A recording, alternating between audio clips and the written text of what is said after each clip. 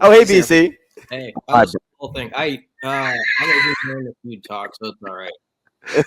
So, Did he not be the bird? I don't know. Did you hear that whole thing about Family Feud and all that jazz? Yeah, it's a show that's well watched in this house. I get mad at Family Feud though because there's always one of the five answers on the board is completely ridiculous. Like no one's gonna get right. People are sending me Uno images. Yeah. BC, because there's only 8 different cards. Shut up, Drew Down. I don't need the details. BC, let me ask you 2 quick questions. Number 1, are you good at Uno? No. Haven't played that. I haven't played it in like 10 years at least. Could you pick it up today and be okay at it? After like one game or so, you're best to keep me to like the really simple stuff like trouble or shoots. Man after my own heart. Trouble and shoots and ladders. So BC, there's like parents and they separated them from the recruits. So we're playing like real Family Feud. Like it looks like the game board on the TV monitors right there on the 3rd floor. And here's the question. We asked the top 100 people to name 6 former Nebraska head coaches. There were 6 answers. Who were they? There were 6 coaches that were named? Yep. Solich, Osborne, Callahan, Pelini, Riley, Rhule? Yes to Rhule, yes to Osborne, yes to Pelini. Who are the other 3? Solich wasn't. Solich was. He was 4. What was the question? Name 6 previous Nebraska football. I would have thought it was just the last. You got it. Probably Scott Frost, right? Did you say Frost? Dude, when he wasn't on there and he got buzzed, like, and the crowd was like, what? And Coach Rhule got up and acted like he was getting on the elevator. At least he wasn't sliding down a handrail. Like that's the kind of environment, BC, that they have going. It is something else over there. Was Jumbo Steam on the board? Nope. The 6th was Devaney? Bill Glassford? Bill Callahan. So was the last. Yeah. He was 6. He was 6. Could you believe that's not what I would have done, but I mean, fudge. Take Sounds like a fun game. Dude, it was awesome. It was a lot of smiles. Yeah. One of the parents was from BC. One of the parents, I can't remember, someplace far away. She got picked, and they asked her to name the consecutive sellout streak. And you can look right out of the windows on 3rd floor, and it's like all over the stadium. But you're not supposed to help. And she like said something in the thousands, and everybody laughed. And I was like, this poor lady has no idea. Like, she's just like, this is totally new to her. Like, I don't know, but. Anyway, BC, sorry to waste your time, Brian. BC, okay, 2 days of practice of fall camp so far. What is your number one, your very, like the very best takeaway that you have from the first couple of days? What is the top on your list? Well, I don't know. It's a real brilliant takeaway, but I mean, just the fact that they split squad. The boys over there was interesting to me because back in Indianapolis at media days, you heard Rhule talking about. He had this line about we want to evaluate so thoroughly this fall camp that when we have our kind of who our main guys are for week 1, ideally those are your main guys in week 4 and 5. So you're not going back again and being like, oh, we messed up here, we messed up there, and you're sort of reshifting your lineup again a month into the season. And he connected to that to how do you do that? Well, you got to pile up reps, so you actually give everybody a chance and you get a chance to see what everybody's about. So you have evaluation that's made of something. And so when you saw what was taking place the last couple of days, and at least probably the first few days of this week, it all computes as a smart plan of like everybody on that roster has to feel like I have at least a shot to show where I'm at and, what my positioning is within this team. And it gives the coaches, it's not easy what they're doing. Like Tony White came in the other day for the post-practice session. And I mean, he's just like drenched in sweat because Rhule's telling him, like you're running after the ball. Like, I want you coaches running after the ball. Like, we're getting these guys to run, and the coaches are doing it too. And Tony White's like, I got to get in shape. Like, he's like he's feeling like he's a player out there. So that's what's been going on over those 2 to 3 hours at practices. So I like the concept. You see some of Osborne's wisdom. Not that these guys couldn't come to some of these ideas on their own, but you can tell that Rhule takes to heart the things he has heard from past Husker coaches who are on that family feud board, who have had.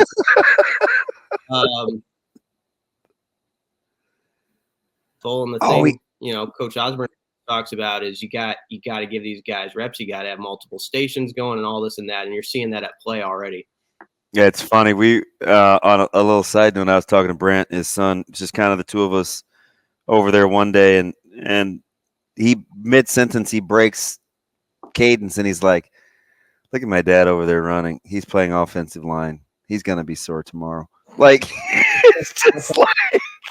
But you're right though. It's funny because I heard a couple of words over the last couple of days, and they actually matter. We've heard standard a lot and elite, and the players are saying it, the coaches are saying it, and it's strange, BC, because Gunnarsson said yesterday, it starts at the top. The coaches hold the other coaches accountable. Then those coaches hold us accountable. Then we can hold each other accountable. And I thought it was interesting that a player noticed a coach holding other coaches accountable. Am I reading too much into that, or was that like an interesting tidbit? No, it is. Do players typically notice that? I wouldn't say a lot. There's been a few guys who have maybe brought it up with this particular staff, but it just speaks to that how obvious it is with Rhule. What's going on here, and how much the coaches have a responsibility, the assistant coaches that is, to answer to their head coach too, and the players see that. And I think there's that's a good deal when everybody's on edge a little bit. They feel a little bit uncomfortable because when it gets to those games and you're in a tight spot and everybody's going crazy in the stadium and it's at 3rd and 6 or whatever type of moment, you've got to have sort of this background of having been through some stress, like having someone in your ear that wants you to do this or that, and how you respond to that. And I think they get a good lesson in that throughout their practices by the way that Rhule holds them accountable. And I know the coaches, they always talk about how much they appreciate that. And that's one thing. I talked to Rhule about his young coaches the other day, Dvoracek and McGuire, because they were on our under 30. That was that's a good man. You guys, well done, BC. He said, Rhule said, the important thing as a young coach is you got to be able to be corrected. Like, I mean, that's the biggest deal. Like, if you got to be obviously able to connect and build relationships with your players, but then you've got to be able to take correction and then offer it, to your players. And he said, when I was a young coach, I got that from Tom Coughlin. You're sitting there and you're. That was one name he mentioned.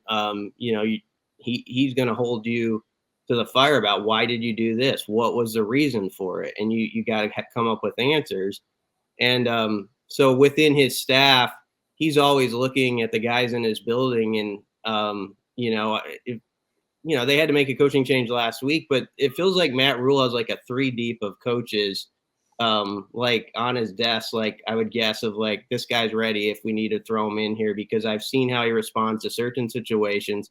He is a guy who can take correction and then move forward with it and process it well and then do it right the next time. And so it was just interesting because I'm glad that 24/7 Sports had 2 of the Nebraska guys on that list, because I don't think there's anybody in college football that is putting more faith or has more confidence in his young guys than Matt Rhule. And the thing is, I don't think he really views them as young guys. He just views them as guys who are ready. He's seen that they can handle it, so let's go.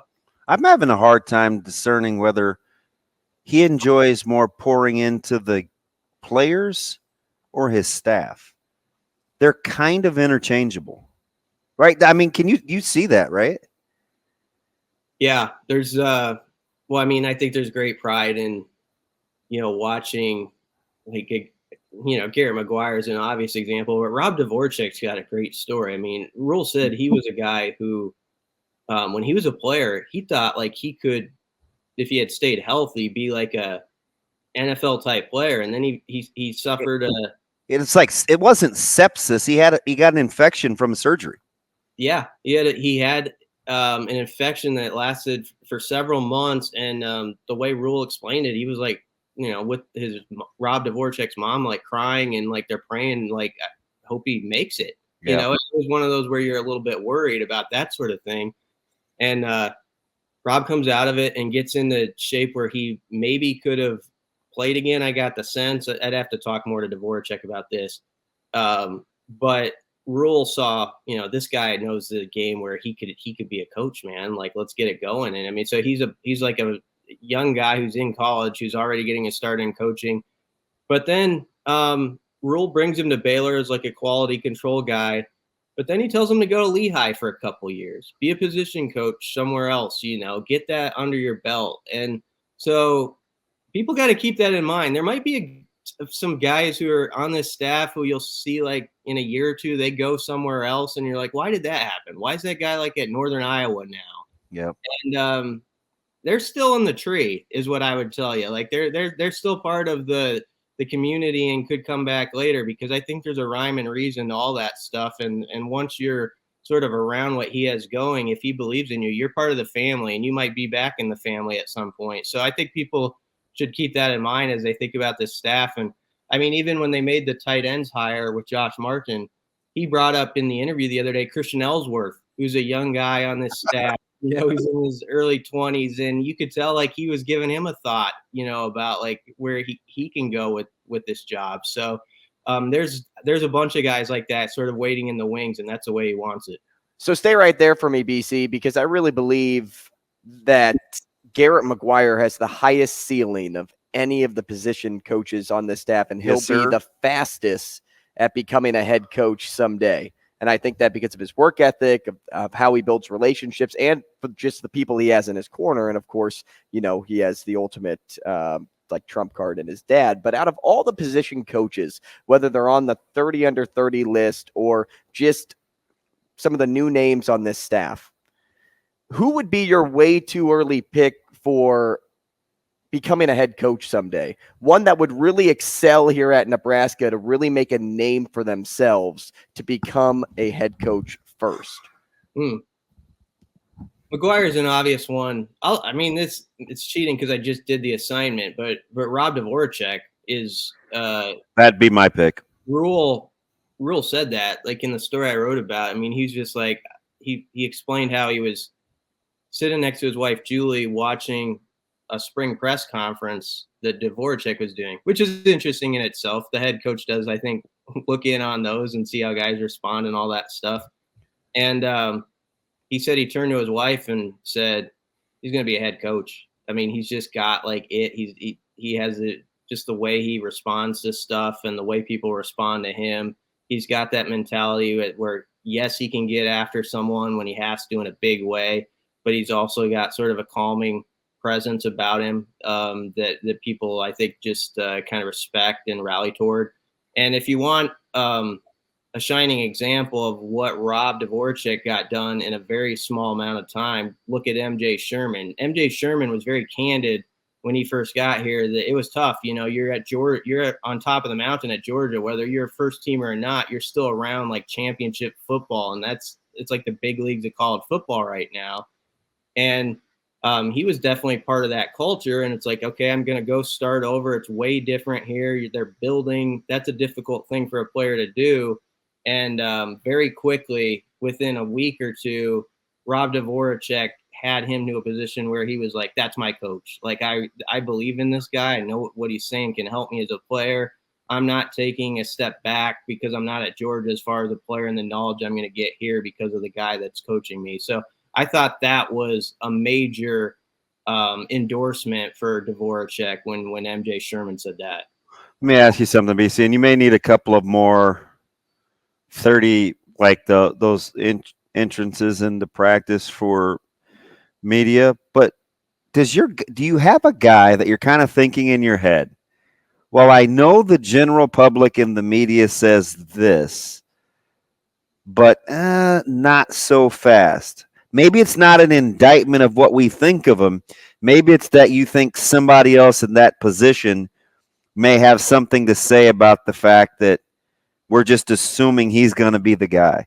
Is there a battle that you think, or somebody coming from the rear that you think you're at least that's a possibility that we're not seeing? You're talking a player position battle? Positionally, yeah. Man, that's good. I don't know what they're gonna. I don't know if this is where you're thinking, but I've always been intrigued about what they're gonna do with the front five on the O line, because there's sort of 6 guys who always get brought up first, and there's, I think, been an assumption, maybe Prohaska's at left tackle, Ben Hart right tackle, and so on. Corcoran slides inside or something. I don't know. Corcoran was still working at tackle. He could be your left to start. I don't know. It's possible.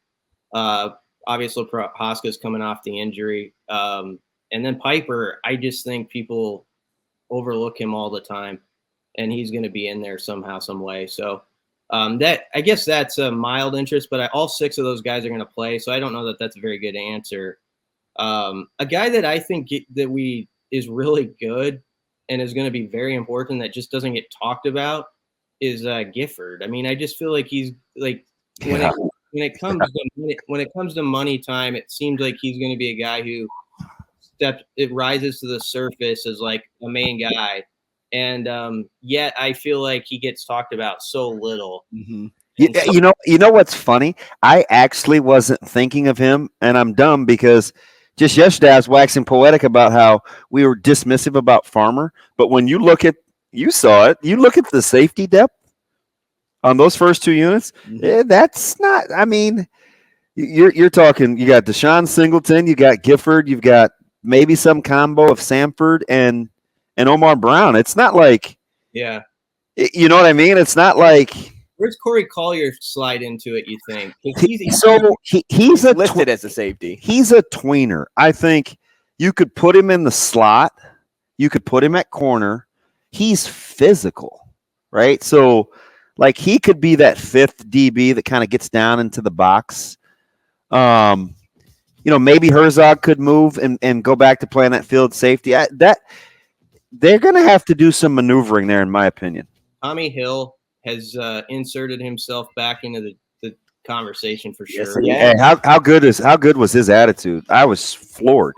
And that's a really interesting story, not only because what happened last year where he gets benched and then he moves to wide receiver, but if you remember at the beginning of spring, he was there right off the bat. He was one of the guys, and so like Rhule, and that's the way Rhule operates. The first practice, he's like, yeah, he's not here right now. I don't know if he used the word suspension with Hill or whatever. It was like very temporary because I think he was back by practice 2 or 3. But he brought up his name to us, and it was written in every story. And I think everybody's like, well, that's sort of the end of the Tommy Hill thing, like he got benched last year, and where is he now? And then by the end of the spring, you're realizing like, oh, he's very much here, and this staff gives opportunities for guys to mature, show up and say, hey, I want to be a part of this. I'm going to do this the right way. You're seeing that with Tommy Hill. You're seeing that with not that it was any off the field stuff with him, but Raquan Buckley as a second life with this staff, and who could play on the D line, where a year ago we were not talking at all about him, and he's one of those guys who people would probably whisper, is he going to go to the